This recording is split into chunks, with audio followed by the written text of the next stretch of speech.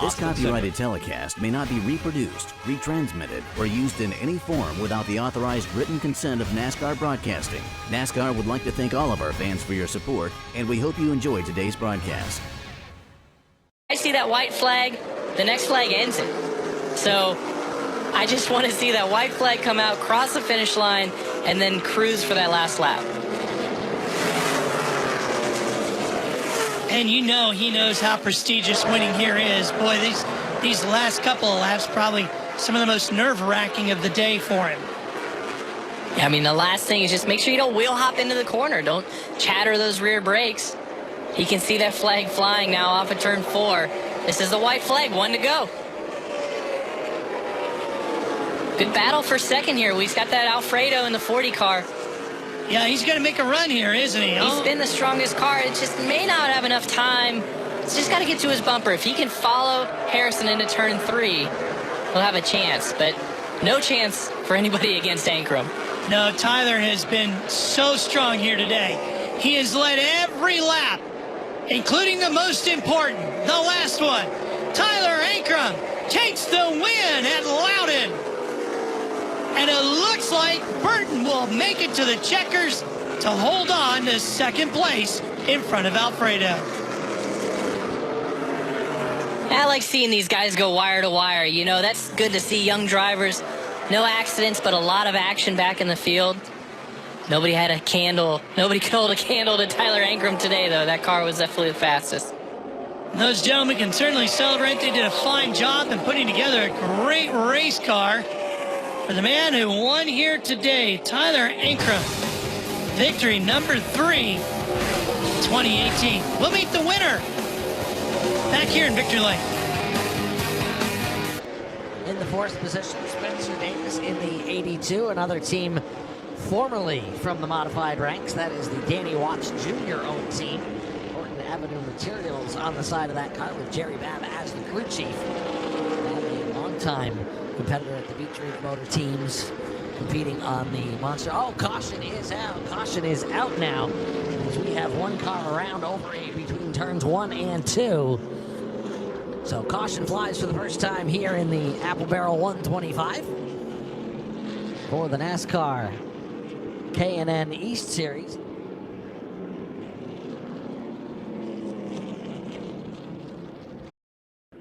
Back at New Hampshire Motor Speedway for the Apple Barrel 125, finishing up the first caution of the day, and that was for Ruben Garcia Jr. We saw him racing on the outside early. Parker gets out of shape here.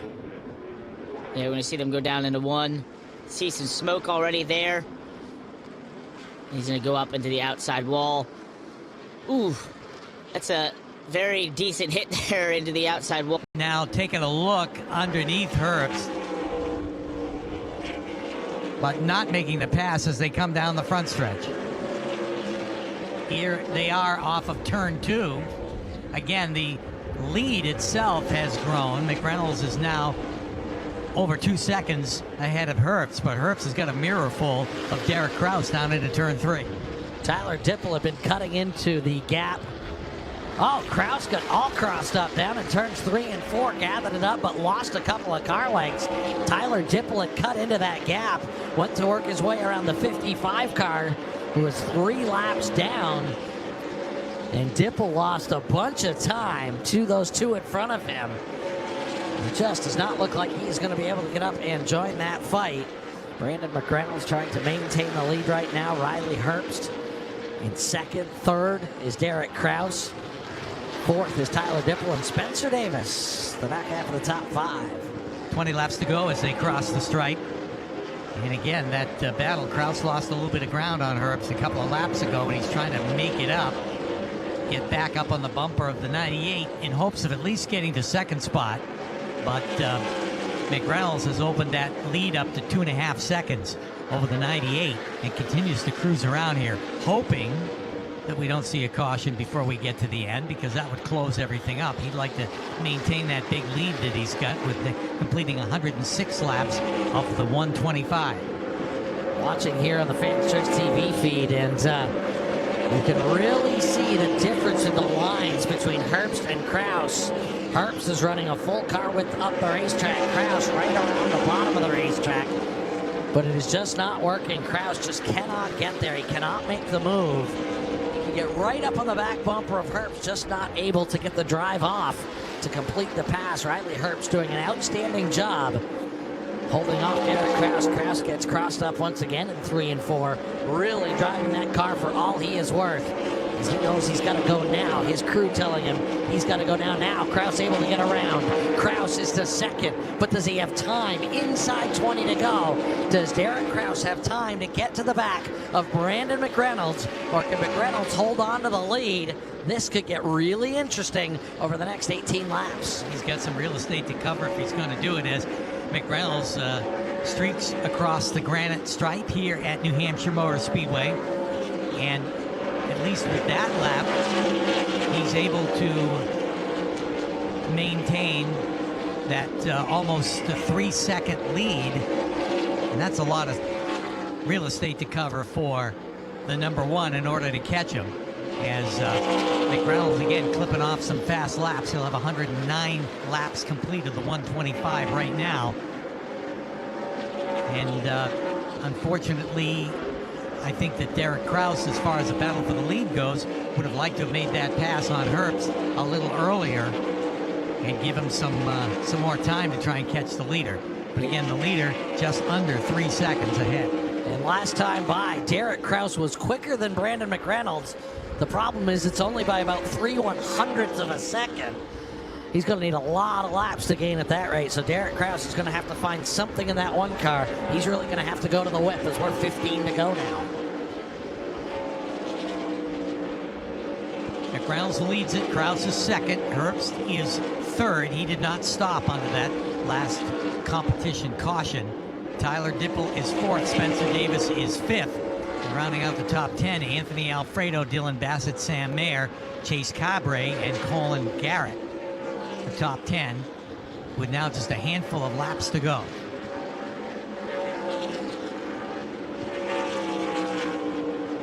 That time by Derek Kraus, 0.3 of a second quicker. Kraus with a really, really good lap at lap 110. The question is it too little, too late? 0.3 of a second quicker. 2.2 seconds the gap as Kraus is coming. But number 1, can he get there? And number 2, if he can get there, can he get around? As Brandon McReynolds, a bit of a veteran, he's been around these style cars for a number of years. He's been around racing his entire life, as he is the son of Larry McReynolds. But will all that experience be enough to hold off Derek Kraus? I'm sure his team is giving him the gaps and giving him the times as they make their way into turn number 3. That time by again, Kraus, 1/10.5 quicker than Brandon McReynolds. Kraus is coming. He's cut into the lap. We'll check the times this time by 2.1 seconds, now down to 1.8 seconds, as Kraus was 0.3 of a second quicker that time by, as we work our way towards 10 laps to go. Leader down into turn 3. He's got some lap traffic up ahead to negotiate here as he works his way out of turn 4. Meanwhile, the rest of the field pretty well spread out all the way back through at least the top 15. As leader off the second turn again encounters that lap traffic down the back stretch. Quickly down underneath the 25 and puts him down another lap, even though the lead gap has shrunk ever so slightly, so has the length of time left. We've only got 10 laps to go in the Apple Barrel 125. The two teams fighting for the lead could not be more different. That Visconti Motorsports number 74 team, veterans of modified wars on Long Island and throughout New England, with Brandon McReynolds at the wheel. They do everything on their own. They're a single car operation. That one car, part of the DGR Crosley stables, a 4-car armada here at New Hampshire Motor Speedway.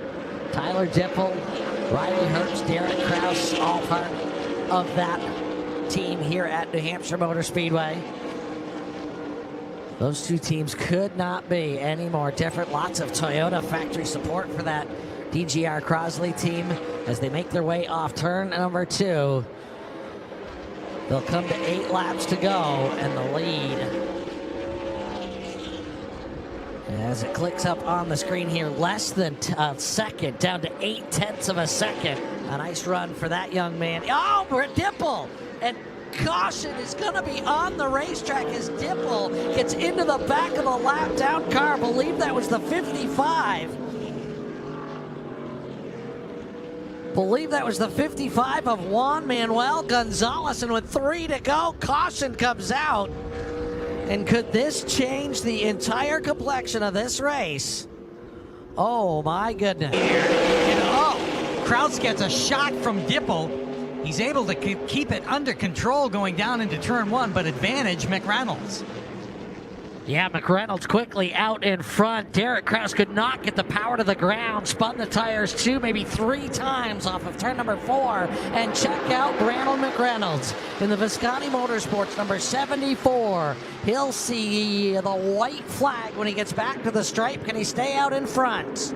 Got a comfortable lead here as he comes to the white, but Kraus going as hard as he can to try and reel him in. But that little mishap at the green flag probably caused Kraus this race, because he just got sideways and had to get off the throttle. By the time he gathered it back up, McReynolds was gone.